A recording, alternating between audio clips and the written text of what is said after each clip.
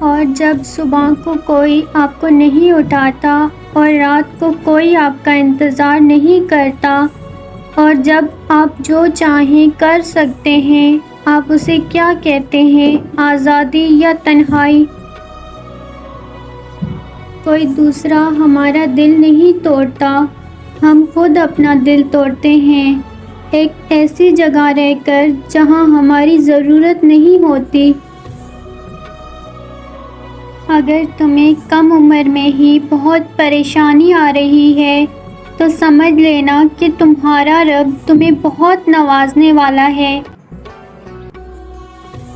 ساری بات مقدر کی ہوتی ہے، جس کے سامنے انسان کی ساری دانش مندی دھری کی دھری رہ جاتی ہے۔ اپنی اہمیت جاننے کے بعد بھی کسی کے ساتھ لٹکے رہنا حماقت اور بے عزتی کا باعث ہے۔ دل مضبوط کریں اور جہاں اہمیت نہ ہو وہاں بیٹھے نہ رہیں، بلکہ خاموشی سے کنارہ کشی کر لیں۔ کچھ خطاؤں کی معافی دی جاتی ہے، لیکن ذہنی بربادی کا گناہ نہیں بخشا جاتا۔ صبر کے کچھ گھونٹ اتنے کڑوے ہوتے ہیں کہ پوری زندگی کی مٹھاس چھین لیتے ہیں۔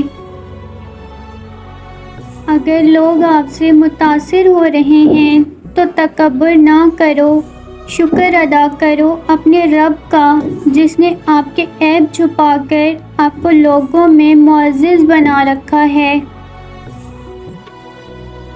میں تو اس بات پر دل سے یقین رکھتا ہوں کہ دنیا میں غربت کی موز ایک ہی قسم ہے، اور وہ یہ ہے کہ آدمی کی محبت تک رسائی نہ ہو۔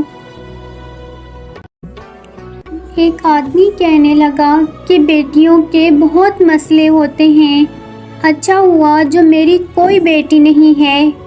ایک عقل مند انسان نے جواب دیا کہ اللہ پاک بیٹی سے اسی انسان کو نوازتا ہے جس کی اسے پالنے کی اوقات ہوتی ہے۔